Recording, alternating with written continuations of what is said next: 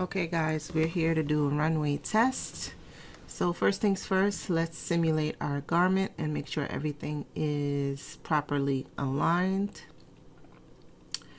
This is my favorite part, the rendering of the sewing. I love it. I think everybody loves that part. It's like the big reveal. Is everything going to sync up? Is everything going to work? And yes, so this ruffle was giving me a little bit of a problem in this simulation, so I'm just pulling it down a little bit. And then I'm going to walk you through how to use the stage feature and how to, what's the best workflow for creating an animation with the stage. So let's go. First, always save your work once you simulated everything, so at least you'll have a point to go back to if there are some bloopers or not bloopers. If there's some mistakes that you make. Bloopers are for my videos only, but you'll see some at the end of this. So let's go to the animation section. So before you actually start your animation, you'll pull in the stage that you want to actually use. So you open up the stage folder and you'll see you have varied different types of stages, different setups. Now these are project files that you'll be adding. So here I'm going to click, I'm going to open it and add it to the section. So the model's not going to move, but the set will be created around her.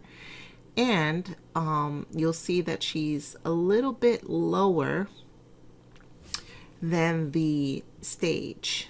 So it took me a little while to figure out that that was okay, because what the actual simulation does once you start the animation, it brings her up slightly, and that's so that she can align with the stage. And we're gonna start her. We're gonna add an animation to the avatar. So we go into the avatar folder and add the animation, and you'll see that she snaps to the back of the actual stage.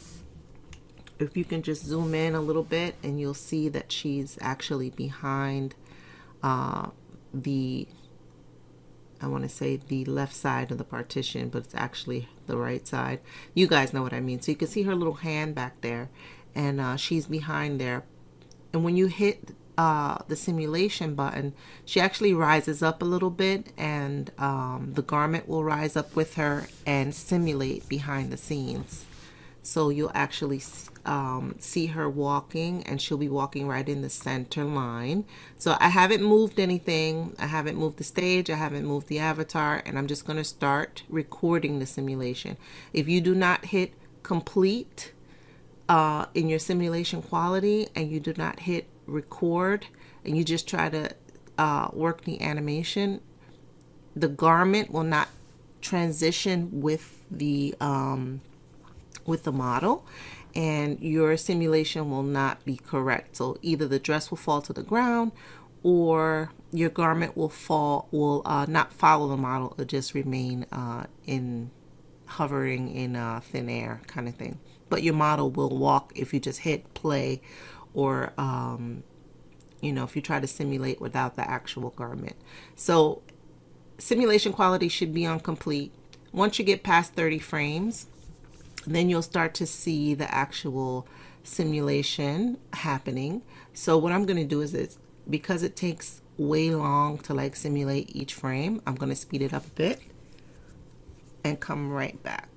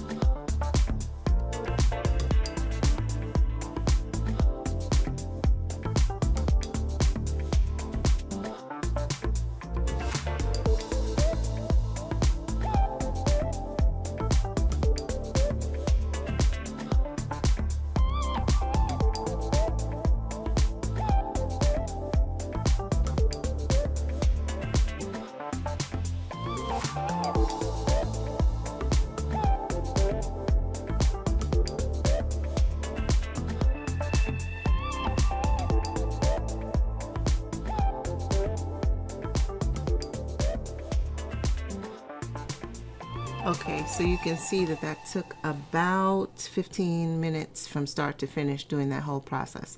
So right now, if you click on play, you'll see that it speeds up a bit. And this is the real-time speed. I'm not changing any speed. This is how she would actually walk across. And in the simulation of the animation window, since it's not rendered, you can still see like all the darts. You can see like all of the you can see the grid on the floor, but all of that disappears when you actually simulate it. You can change the speed. There's a button next to the loop button where you can change the speed, and I've now taken it down to half speed, so she'll walk a little bit slower.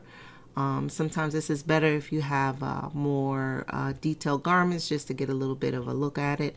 Or if you have evening wear, sometimes you don't want the model to walk really fast and she can actually walk slow. So these are some of the options that you have when rendering. So I'm going to take you through the render process right now. You can save your project. Always, please save your project, because this thing has been known to crash. If you do not save, believe me, you'll be starting over again. And you'll be experiencing things like from scratch. So if you don't want to start from scratch, save your work. So now I am going to take you through the render process, and we'll go to the render window. We'll leave this like this. Click open the render window, and what you need to do is just really like you would render any image. You click your settings. I do make a mistake here, I will point it out. So you want to simulate the animation, and you want to turn on save video. So right now I click on 1280 by 720, but I still leave it in portrait mode. That's not what I want. I want to view landscape mode, and I want it to look exactly like my my 3D window. So the project window looks a little different. So I fooled myself here until I started to press play for the simulation. I didn't notice that I had the portrait orientation on. So I increased the resolution, which I'm used to doing, and I renamed it, and then I hit the play button, which starts to process the simulation, and then boom, the simulation window changes to portrait. And I see that that's not what I want.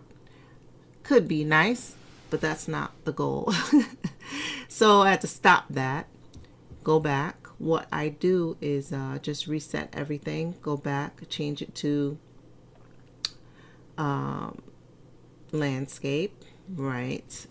Make sure everything is centered the way that I want it. I see it's a little off, so I kind of make my own personal adjustments to my liking for the camera shot. And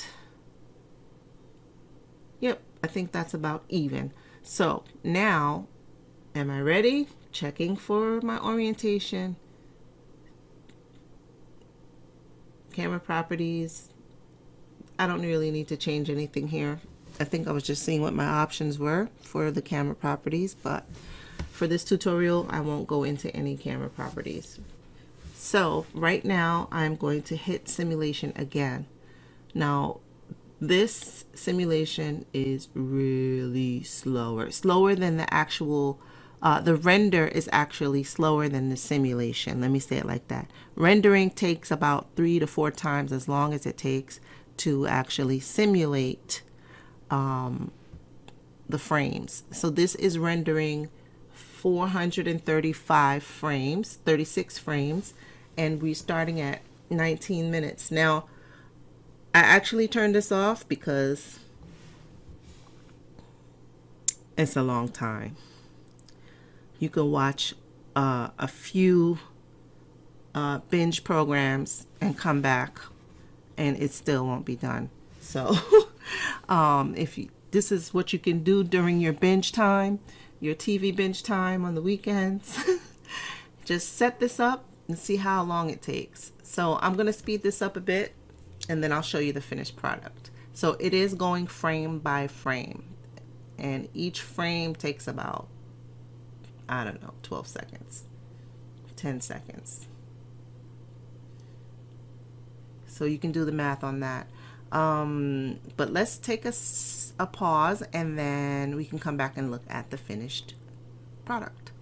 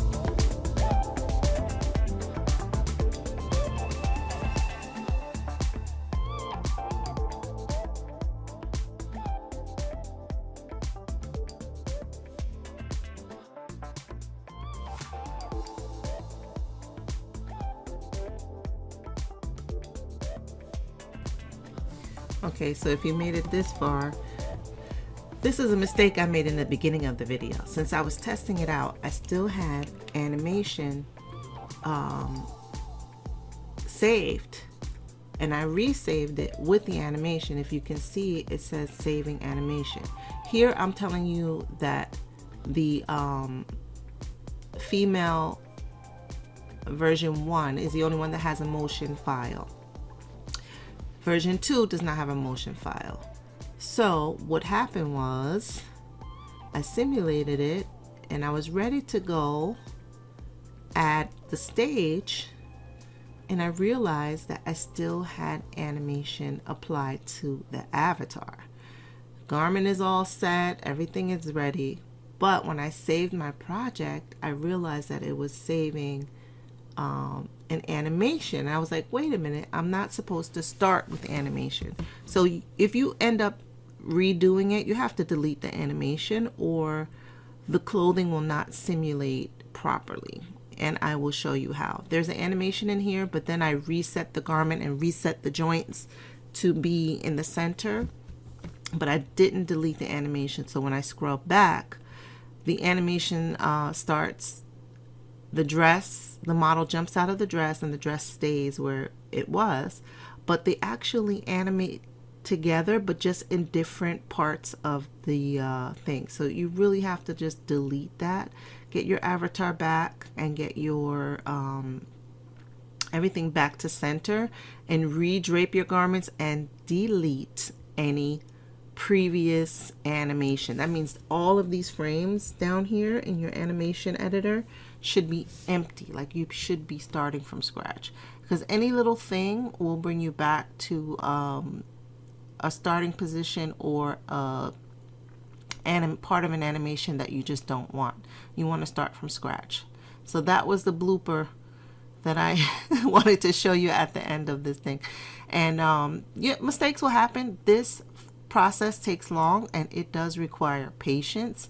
So don't think that you're just going to be like, hey, I'm going to do a runway simulation and it's going to be great. There are a few little quirks, but hopefully the workflow that I'm telling you about in the beginning of the video is actually helps to simplify the steps, the process of the steps, because it's not clearly laid out whether you should add the stage first or simulate first, or, you know, for me, I was simulating first. But that's it, guys. I digress. Bye-bye.